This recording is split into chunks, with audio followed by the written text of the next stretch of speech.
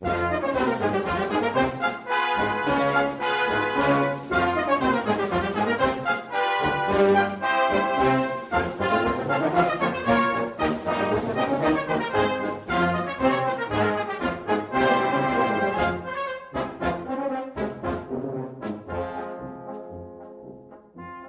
listening to Three's a Crowd, the North East Footy podcast, with Rye for Borough, Steve for Newcastle United, and Ted for Sunderland.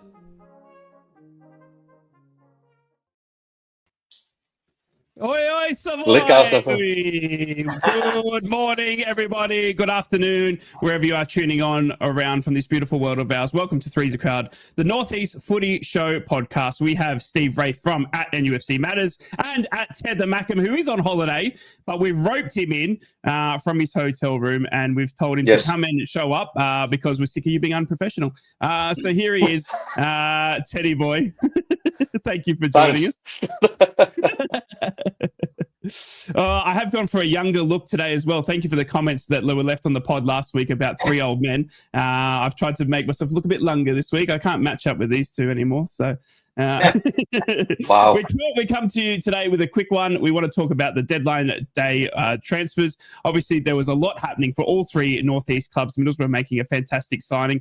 I think it was, I want to ask the lads as well, and if you're out there, maybe leave a comment below. When was the last time the three Northeast clubs all signed a striker on deadline day? Because all three of us went and got a striker on deadline day, all got a number 9, although our one took number 13, but technically he's a number 9 because he's a fantastic striker. But let us know in the comments last time that Sunderland, Newcastle and Sunderland all signed a striker on the day. And of course, make sure to consider liking and subscribing, and you can follow us on all platforms there. Let's get into it. Sunderland are going to kick us off today because they had the biggest window out of all three clubs. They spent the most. They absolutely blew everyone out of the water with their transfers. They sold Job and they said, you know what, we're not going to stick around with Riggy in the middle. We've had enough. So we're going to go blow the boat. And then what was an interesting deadline day, they saw a striker that had recently been loaned, taken back by Chelsea. Come on, Chelsea. Only to then go and have to sign another striker in Brobby, which looks like a fantastic signing. And also another winger as well, Teddy boy, to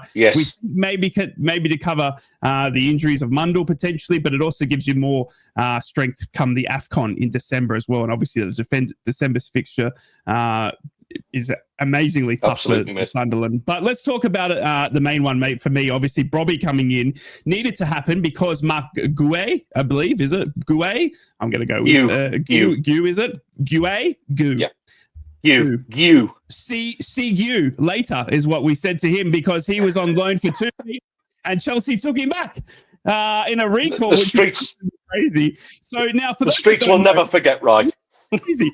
So Liam Delap's injury caused a ripple through about 4 different clubs, which is incredible. It affected Jackson's move to Bayern Munich. It affected Gu's move back to Chelsea, and then it moved Brobby on from Ajax as well. But honestly, what an amazing signing that is. Brian Brobby coming in to Sunderland as the new number 9.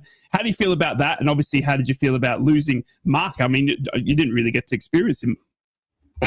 Well, I mean, he got a goal every 103 minutes, so that's you can't really argue with that. Yeah, absolutely. It's up there with Sam Allardyce's England record as manager, really, isn't it? It's terrific stuff. Yeah, listen, I was quite surprised because there wasn't even an agreement in the loan agreement for him to go back, which was quite a shock that happened. So, yeah, apparently there was a deal reached between the two clubs where there's some sort of compensation being due to Sunderland for that, for the early recall. And then, yeah, you're kind of worried at that stage, thinking, well, we absolutely need a striker. And historically, we haven't done well for that on deadline days. So I imagine I was surprised when we got Brobby over the line, which looks, to all intents and purposes, a really good sign. And I am still wary because it's from the Dutch league, and you either get a Luis Suarez or you get an Alfonso Alves, and you know it's a bit of a I could say Josie Altidore then, because he also came from the Dutch league. True. He looked prolific as anything, and then absolutely stunk the joint out. But yeah, it's an interesting sign. I mean, we've done well across the 3 signings that we brought in on the day. Geertruida looks a decent sort of acquisition at the back. And then, like you said, with the winger coming, Traore as well, a little bit more experienced as well. He's 29 years old, so that's adding that little bit of depth and a bit of nous Premier League experience as well with Aston Villa, of course. So that's really important that we have that, I think. And obviously, with the outgoings that happened, a lot. It's a direct replacement for Paddy Roberts. Paddy's obviously gone on loan to Birmingham. I think that looks, for all it's a loan move, I think that's a permanent move, to be honest. Which is a shame. He's done well for us. I think kind of in the last sort of back half of the season, he didn't look quite the same as what he used to. But yeah, being a great servant to the club, came to us at a very, very important time to help us get out of League One. So he goes with everyone's blessing, I guess. The Brobby one's the one that everybody's talking about. Obviously, what is it? I think it ended up being 15 players in during this window. So we haven't seen them all yet. We can't wait for this ridiculous blooming international window to be over with. But and then let's see how the knuckle down and get into the squad. I wasn't surprised with the other outgoings. Alexic has gone out on loan, which 20-year-old, he needs to be sort of playing a little bit more football. Sealt, really good loan move for Sealt. Going to Werder Bremen. I think that's a good solid one, a good standard of club that he's gone to. I wasn't as such. I still think for all he did okay, I still think he needs he needs practice at a level that is decent, but not the same sort of pace as what the Premier League is. So I think that's a great move for Jensen Sealt. Now, I think we've got more than adequate cover with what's come in. It's actually shaping up to be decent. I just want to get on with the football now, lads. No, mate, I'm the same. It's coming at a bad time for all of us, I think. But maybe not Steve. He was saying he liked the international break. But I tell you what, I haven't. But it was a busy day. I want you to rate that transfer window, mate, out of 10 for me. Because honestly, I didn't expect it going in. Obviously, the Sheffield United victory was incredible, right? And then there's been a few questions, and I've tried to obviously I follow a few Mackems on social media. I mute them, especially you. But I tend to try to keep up in touch, and the consensus is obviously it's a window that needed to happen. But there was a little bit of I guess sadness that the boys that did take Sunderland up aren't now getting the chance to perform in the Premier League. The likes of Patrick Roberts, who was, obviously Job chose to move on. Rig, Isidore is still in there about, but you look at Ballard, obviously his injury, Luke O'Nien, his injury, Patterson as well, who Job absolutely loves for a five-a-side goalkeeper. Job, we need to talk about that one. Is there any, from your side of the fence, is there any sort of feeling of, that it needed to happen? Or is there any sort of, do you feel bad for the lads that did get the club, promoted? I know it was obviously a Watson goal, but, are there players there that have been unfairly treated now because of the incomings? No. There you go. Give us a rating out of 10. Honestly, it's, of course you do feel for them a little bit, but that's the nature of the game. They'll be half expecting it anyway. If we're honest, we consider ourselves a little bit fortunate to actually get up into the Premier League. We didn't expect that last season. I don't think if most fans hand on heart would say they didn't expect it at all. The players did well to get us where we were. There's not a chance on earth that they would have been the lads to keep us actually in the Premier League. It needed to happen. I think it's far outweighed any expectations that any Sunderland fan had. And honestly, 10 out of 10 transfer window. Really is. Absolute 10 out of 10. We can't ask any more from the owners than backing it like that. Yeah. It should be fair to say, let's see where we are after Christmas and getting into the January transfer. Let's see if they, deem it necessary to bring even more in. I suppose that's going to depend on where we find ourselves in the league table at that particular time. What about AFCON? Are you worried about that? Obviously, there was a lot of players I'm not playing. Signed. Yeah, you're not playing? Okay. Well, there was a lot of players signed for Sunderland, obviously, that will take part in AFCON. It's going to be, but I think you've covered yourself in the depth because you have still kept the likes of Ballard and O'Nien and Rig and stuff like this who can step into a lot of those playing roles, even Isidore. So I think, from all the the worry on social media of everyone talking about how Sunderland are going to be decimated at AFCON. I can't really see it. And if I do, I mean, it's going to be just boys that are probably sitting and waiting in the wings that deserved or wanted a chance in the Premier League anyway. Now, obviously, it's a very, very tough fixture list in December anyway, given, without taking, AFCON there. But I think that, I think the depth and the squad has been built quite intelligently to cover that AFCON period. Yeah, I'm not worried about that, to be honest. Bearing in mind, some of those players are only going to be missing for 2 games if they get knocked out early. So it's it's not a massive amount of time. Looking at a couple of the sort of African games that were taking place this week, Burkina Faso and places like that where Traore is playing, they're not expected to fare very well in AFCON. So at the worst, they're going to be missing for 6 games, I think, if they manage to get to the final. So, yeah, listen, we'll be getting them back in dribs and drabs. And like you say, I think that the strength and depth that they've put in place, yes, there's some players who we are very much going to miss out of that. The likes of Siddiqui have just absolutely hit the ground running and been so impressive in midfield. But, this is where the likes of Chris Rigg will get their opportunity in and around sort of December, January, and they need to absolutely make the most of that. And that's what they will be working towards. Even Dan Neil's, he's in the last year of his contract. If he's going to get a new offer and a new deal, he needs to prove his worth. And as much as I'm critical of him at times, he's got the ability there. He just needs to, really, really knuckle down and make that next jump, like what Dan Ballard has. He's straight up to the challenge of the Premier League. You can see that. Dan Neil now needs to knuckle down and prove that and provide that competition. Make it difficult for somebody like Siddiqui to get back in the side when AFCON's over with. So it's a challenge that the clubs. I have faith in the club.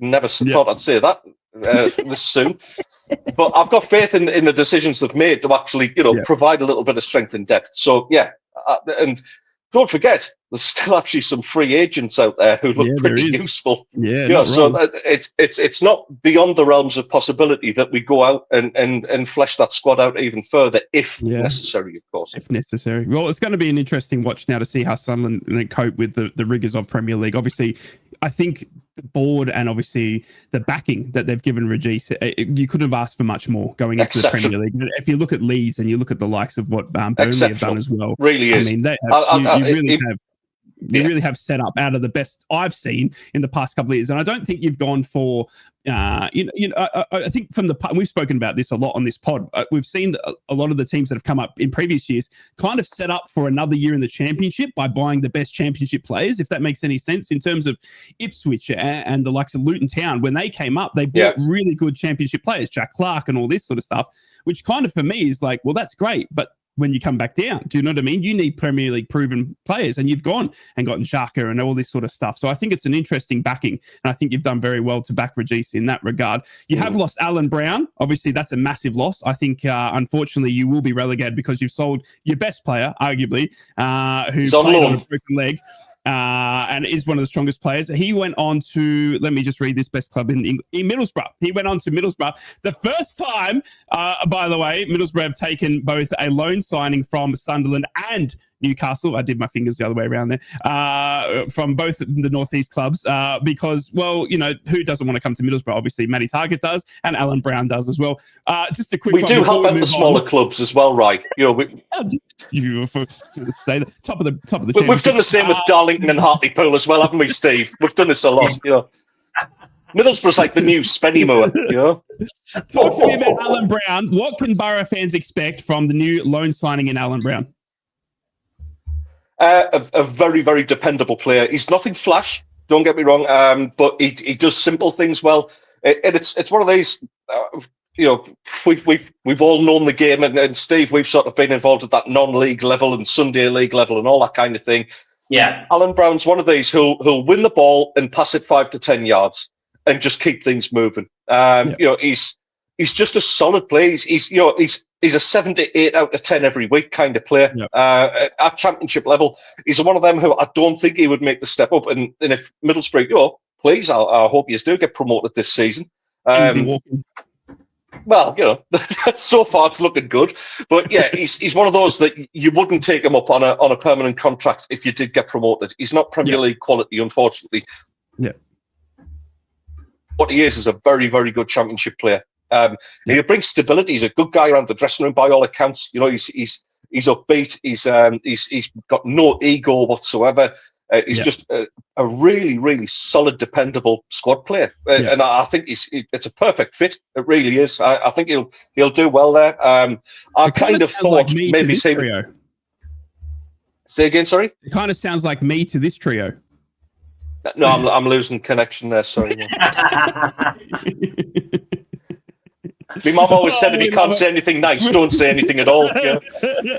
Well, we're going to quickly move on. We are doing a shorter pod today, obviously, just to cover the transfer window and everything that happened. Let's move on to Newcastle United, who were not shy on deadline day, making two massive signings. Wissa, who was apparently very, very close to that deadline day mark. One of the rumours going around of having to chase him down on the training ground to try and get him to document to see that he had missed. But Steve, overall, mate, a massive transfer window for Newcastle United. You've addressed, we spoke about this last week. We've addressed, obviously, well, look at that right there.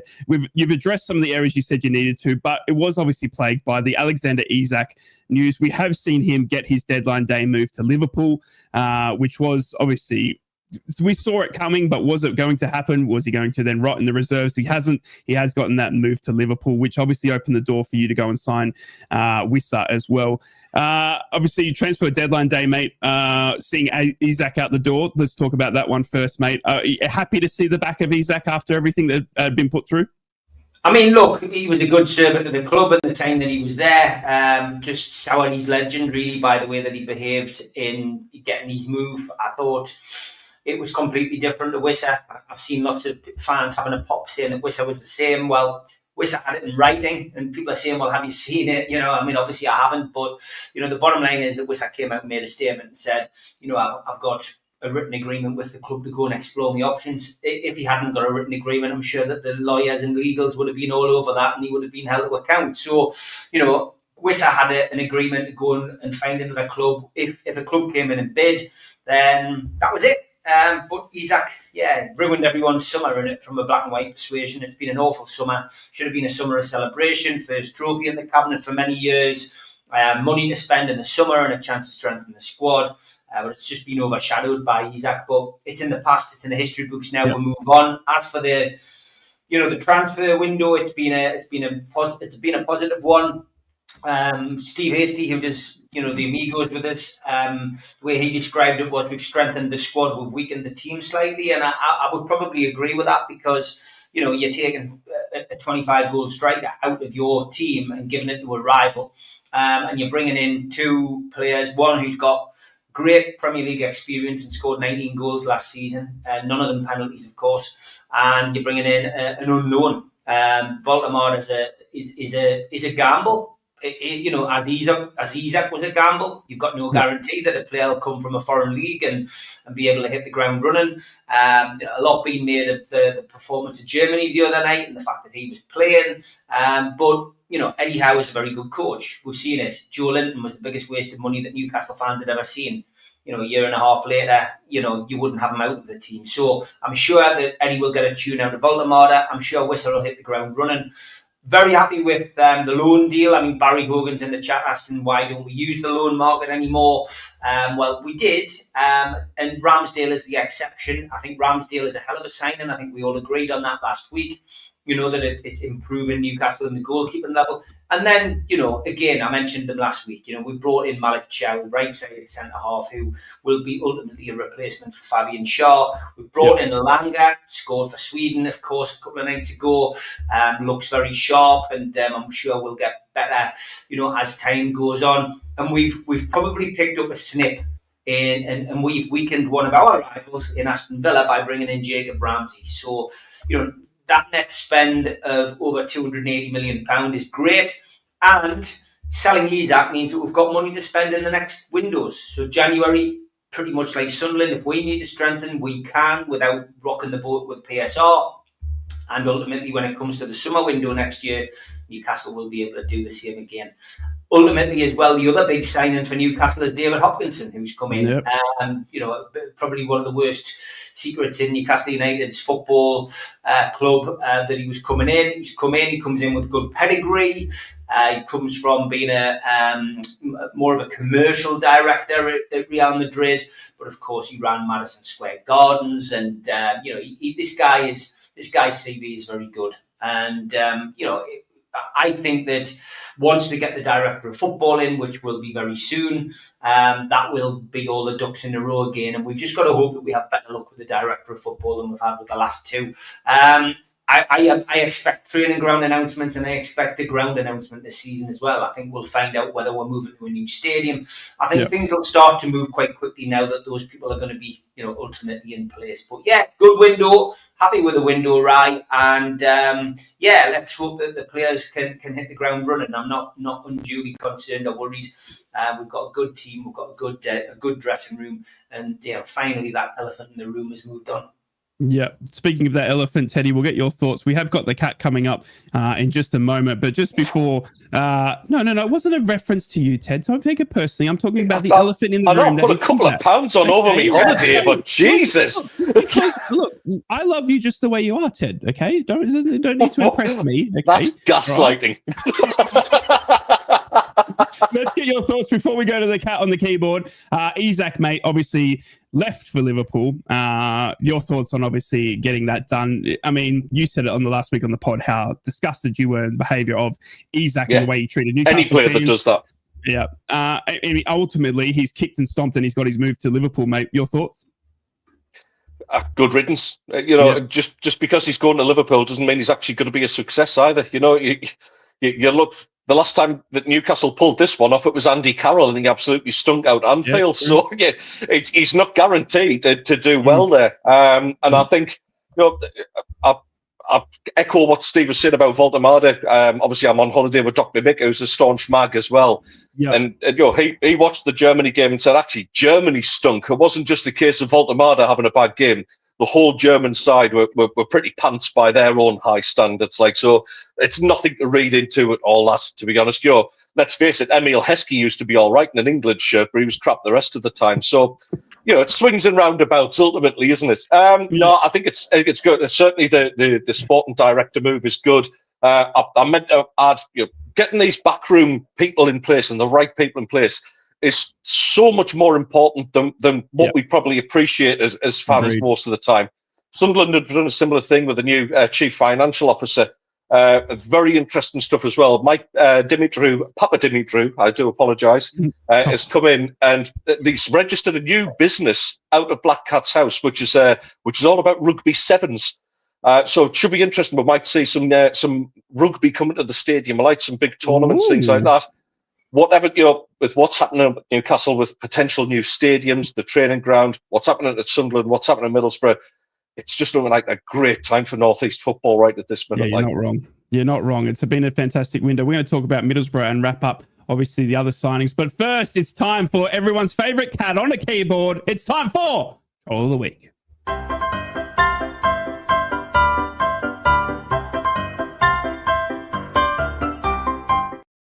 Yes, plenty trolls aimed at our friend Isak. Isak in 3 years' time wouldn't surprise us at all. Breaking news, Alexander Isak's refusing to play for Liverpool and wants to move to Real Madrid immediately. And the Cop Watch. What's going to be Isaac's new chant then? Legacy Magpie said, how about the lyrics from UB40, Rat in My Kitchen, but to the tune of the national anthem? Which was a great suggestion. He settled in at his new home, and all is going well for Alexander Isak. And Liverpool, the only place in the world where your wallet gets off the bus 2 stops before you do. As for Isak, his little statement, thank you to Newcastle. This was great from Neil Farrington. He did an AI test, and 96.5, and that was AI generated. Really from the heart. Newcastle, of course, that was it. And Newcastle United can announce the sale of Alexander Isak to Liverpool. Honestly, and I love the bit at the end. Ends. Yes, it did. Ends. Paddy Power, I love this. 11 years have passed, and this tweet is still up. That was Manchester United saying, "Congratulations, Man City, on winning the Premier League. We'll be able to get the trophy back next season." And Paul Embry, I was sat behind this lad at Molyneux today. You can't beat football humour. Amputino, 21. Heard he's a baller. Very good. We've got this one from Adam's son. Can someone please explain what this man's got to do to get an England call-up? Easily one of the best defenders in the Premier League. Tuchel doesn't know what he's doing. Yes, do you want to tell us, Ted, which country this kid plays for? Yeah, he plays for Northern Ireland. Yes. Good. Fantastic. And great to see Arsenal. If you've ever been to Arsenal, got some wonderful statues celebrating ex-players. Kai Havertz's statue has been revealed. Fantastic. And credit to Maxence Lacroix. I did meant to put this in last week. He bought everybody a drink at Crystal Palace during a friendly. And following on from the footsteps of that with like cards and photographs, people do a lot of this at matches now. I love this. Park Enmar brought this absolute legend with me today. Only fair, I returned the favour after she took me to my first game at Goodison Park. Send us a win today, and that was lovely. It's nice to see that social media can be used for something slightly different. Not wrong. Love that FC coach Lucas Kwanasik wore the club's home shirt and a pair of jeans on the sidelines for their win over Mainz yesterday. Oh, that's brilliant, man. Love that. That's brilliant. And I did like this one as well. Cristiano Ronaldo. Very good. We do know all this backwards and forwards between Crystal Palace and Nottingham Forest and who was going to be in what European trophy. Well, the fans certainly haven't forgotten. Very,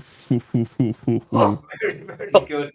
And a Birmingham City fan went to the match against Oxford, and when he got back to his car, it was like this. Unfortunately, this is a common trend that's happening around St Andrews. It might be worth paying the tenant to have it looked after in a car park when visiting the ground, is the suggestion. Right. Dear God. Paddy Roberts. And in this fish and chip shop, brilliant cod, haddock, Manchester United, all come battered. Fantastic. And the sun, well, we're getting the last embers of it in the UK now. It's a different place when the sun's out. Yep. I'm doing the same. Yep. You are doing the same. Yeah, and when I was getting my prostate exam, lads, I asked the doctor where I should put my pants. Over there beside mine wasn't the answer I was expecting. We do like cats on this show, so we're going to finish off with this little winner. Winner of the Lazy Cat Award.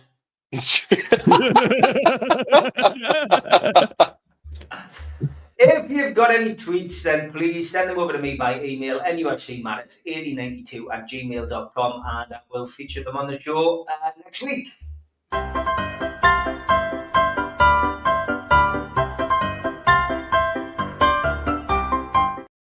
That is Troll of the Week. Welcome back to Three's a Crowd podcast. It's a special edition transfer deadline days. We talk Middlesbrough, Sunderland and Newcastle United and their transfer window and what happened on a very busy deadline day. We asked the question at the start of the show. If you can, and you're watching this back, leave us a comment below and let us know the last time that each three of the Northeast football clubs signed a striker on deadline day, each signing a striker in Brian Bobby and Wissa, and obviously Middlesbrough signing on David Strelic, who had a fantastic game against Germany. We're going to talk about Middlesbrough right now. Middlesbrough making a massive moves on deadline day to complete their summer of absolute changeover. We saw a lot of players going out. They were on the fringe. We saw a couple of signings come in, but the biggest one of all was David Strelic, the Slovakian striker, coming on in an £8.5 million move. They're rumoured, but obviously fans who hadn't seen David were able to watch him play against Germany, where he scored an absolute screamer. My God, he look good. Is Middlesbrough's new striker up front, and what completes a fantastic turnaround from Middlesbrough, who started off so slow in the transfer window. A week or two in, the way it sort of happened for Middlesbrough fans and for Newcastle and Sunderland fans watching on, Middlesbrough went into the summer of, oh my God, here we go again under Carrick. And then a couple of weeks later, Carrick gets sacked. And then we kind of waiting around like that came out of the blue. Then we're waiting around for 2 to 3 weeks, rumoured who we're going to get. Then we kind of get Rob Edwards. And then we wait around and not much happens. And then we kind of get one signing through the door.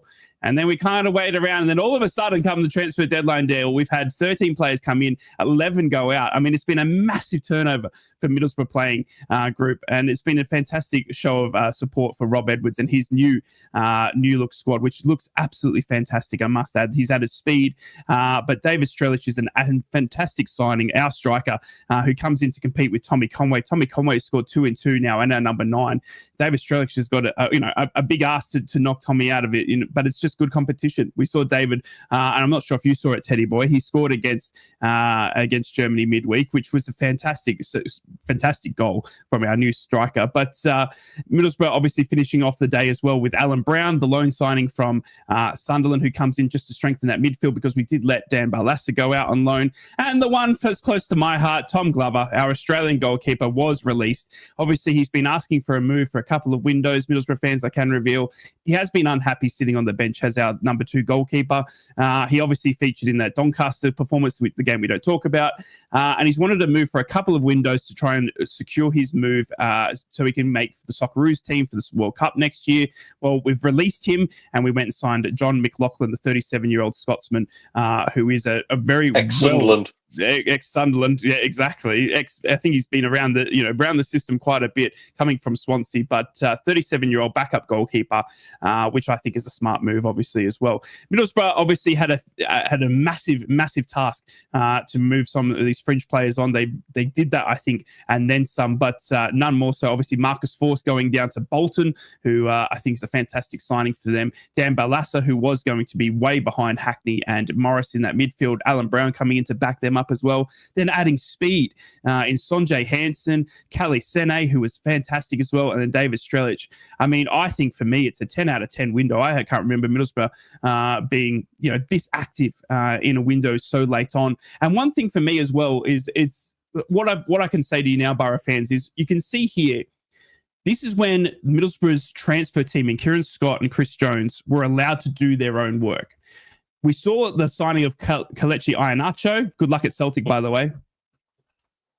And when that happened, that was what we saw with Michael Carrick working alongside. Well, when Rob Edwards, who said we've got a fantastic team, they've got the lists already drawn up, he let them go and get their targets. And we end with that is a summer of signings done by the recruitment team. And Rob Edwards is there, obviously, to coach. Now, he obviously had input on a few of the loan signings that came in late. Yes, on Alan Brown. Yes, on Matty Targett. But that was it. All the other signings that came in on permanents were already drawn up and already done heavily before Rob Edwards was even named as coach. So when Middlesbrough's recruitment staff are allowed to cook, they can cook. And I tell you, my goodness, did they cook on that transfer deadline day. Teddy Boy, Middlesbrough obviously finishing off with one of your own, Alan Brown, but a massive signing of David Strelic, mate, who comes in, leaving Champions League team to come to the Championship. And in what arguably is going to be a massive signing, 24 years old, scored for Slovakia against Germany midweek as well. Middlesbrough's window, I mean, for the top of the Championship, mate,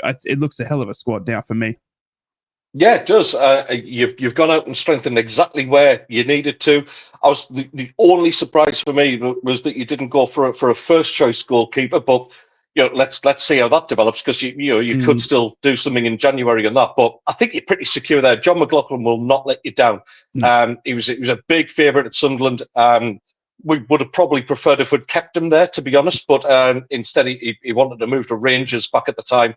Even at 37-year-old, he'll bring in experience, a really, really good professional. When called upon, he's a hell of a penalty stopper as well. Like he's useful for that sort of thing. So yeah, good solid sign that. But Strelic, I mean, that's just an absolute coup that you've pulled off there. Yeah, that's somebody who Premier League clubs have been sniffing around this guy for a little while now. So he's exactly the sort of player that can help propel you up the table. I'm saying up the table, into the next table. He's the kind of player who can do that. And that front line now, and somebody's already mentioned there, apologies, I'm on my phone, so I can't read everything as well as I normally can. Maybe even Strelic playing as like a number 10 role off Conway could even work. I think it's absolutely exceptional signing. I already commented last week about the signings you made at fullback. Matty Targett came on and did very, very well. And I think Britton's an absolute class player, really, really classy player. You've got ball-playing defenders Rob Edwards gets this kind of like this moniker of being, hoofball and all that kind of thing. And yet, that game against Sheffield United just before the international break, played some absolutely wonderful football. And, if you can get that and get Strelic up top, who can either, he can score great goals, but he can also play those little final passes as well. That's where football matches are won, with those final balls. And that's the important thing. And I think you've got the staff there now in the Championship. Bear in mind, again, you've still got money to spare because, you've got the Morgan Rogers money still. There's a little bit of that left over. So, you're not in a bad position to actually go, if you're still, top 2 or 3 come January transfer window, I think Steve Gibson might just open that checkbook again and just make sure that you get up.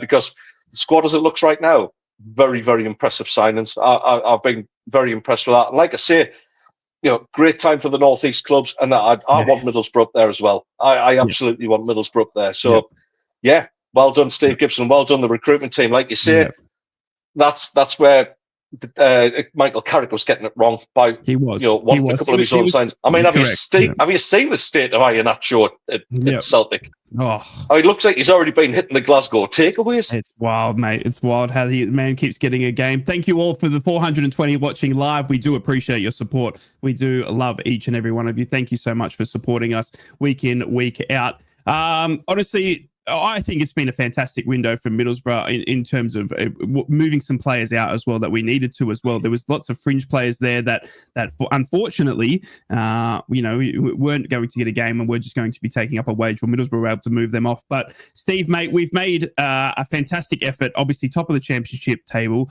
We're aiming to be the 3rd Northeast team in the Premier League, hopefully once again next season. I think it's been a fantastic window. We moved out a lot of deadwood, but this David Strelic signing, mate, who did feature for Slovakia against Germany midweek, seems like a fantastic signing at championship level.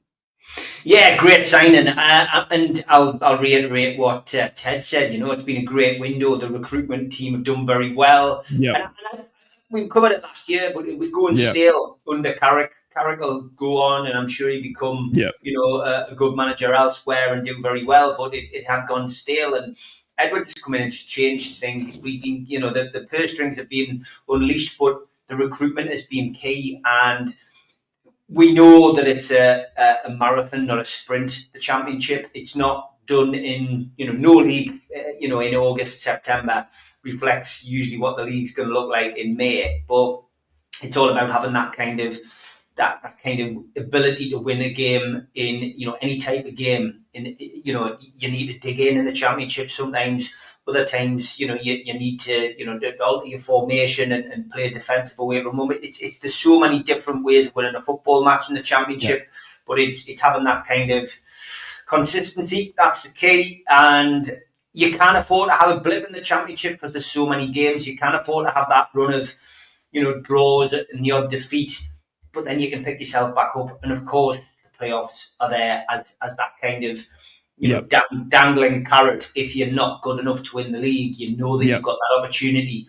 And I think Middlesbrough could probably take a lot of, a lot of look at what Sunderland did last year, because once Sunderland knew they were in the playoffs, they literally, protected their squad, they protected their team.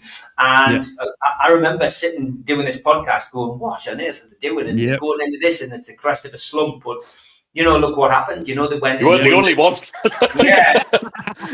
They went and won the playoffs. So, but I have a sneaky feeling that Middlesbrough could do this. And I think they could do it. They could go up as champions. And that would be incredible to have all 3 North East teams back in the division. Wouldn't it? Probably the first time since around about 2008, 9, 10. Yeah, 2008, 9, because in 16, 17, both Sunderland and Middlesbrough came up, but obviously Newcastle had gone down.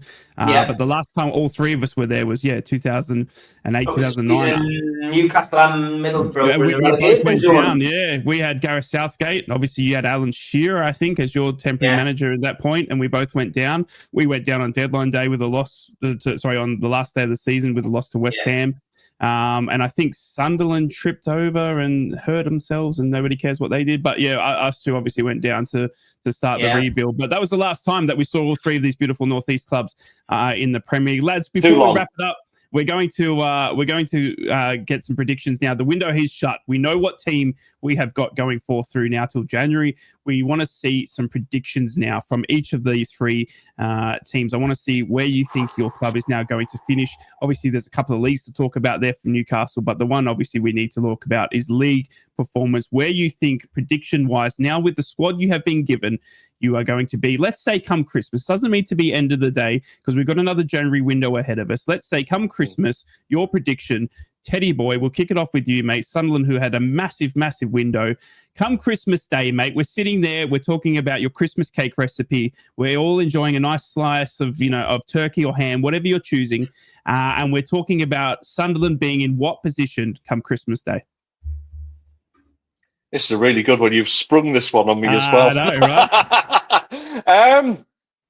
I'm going to stick with that guy. I know we've got an absolutely horrible January coming. So it's before that, though. Go on, I'm going to stick my neck out and say 12th. 12th. Okay, I'm writing these down because we're going to remember. Middlesbrough, obviously in the championship. They are currently first come Christmas Day. Where do you see Middlesbrough being, Teddy boy? Be very difficult to maintain first all the way through the season. I'm going to go third, but I still think you'll go up automatically, ultimately. But yeah, I'll say third by Christmas. And obviously, your rivals, you would have had one game between you by now. At Christmas Day, where will Newcastle United be sitting in the Premier League? By Christmas Day, go on, Ted. They'll have dropped 3 points 2 weeks before Christmas. His face. It's going to 3 months of this, Steve. I don't know whether we can keep this going. We need the spoon, mate. You're going to be stirring that pot. Sixth. Six moves ahead of Sunderland. All right, Stevie, let's go to you, mate. We've got Middlesbrough, we've got Sunderland, we've got Newcastle. League positions. Start off with Sunderland, like I did Teddy boy. Where do you see them? Christmas Day, we're sitting down, sharing a drink over Zoom as we do, and we're talking about where Sunderland in the Premier League come Christmas Day. Yeah, I think they'll continue the decent form. I think they will come a cropper against some of the bigger teams more. The teams that are always challenging for Europe: Aston Villa, Newcastle, Liverpool, Man City. Yeah, I'll go a conservative 10th. I'll go a conservative 10th. Oh wow. Okay, Middlesbrough down in the championship. Obviously, we are sitting first. Where do you see Middlesbrough coming Christmas Day? Top of the league. Top of the league. That's my boy, Steve. I always had a soft spot for you. And obviously, over to Newcastle United. You've had a slow start, but you've gotten the window out of the way. Isaac's drama's all done. Eddie Howe now gets to sit down and work his socks off with that squad. Where are Newcastle United come Christmas Day? 9th. Okay, there we go. Oh, right, one step ahead of us. I like that. And it'll be that. Since when were you the wind-up merchant? All right, I'm going to go with Sunderland in the Premier League. I'm going to say that they will be 11th come Christmas Day. I already wrote these down because I was thinking, and I have Newcastle United being 6th on Christmas Day in the Premier League. So I think both you teams, both are in for a very good. The only thing, I actually had you a lot higher, Teddy boy, but that December period is just so tough that come Christmas Day, I just want to see where your long winter handle that. Yeah. So it'll be interesting to see how you come with that. I would have had you a lot higher. And Middlesbrough, I've got us. We don't lose a game ever again. There's no football game we'll ever lose again. In fact, Barcelona at St. James's Park prepared to come to the Riverside again next year. You're going to be touring all 3 Northeast grounds because we are absolutely on fire. I've got us first at Christmas. I just think, honestly, with that window, the way we were supplied, the way Rob Edwards is talking about playing wing backs and all this sort of stuff, I think it's going to be fantastic.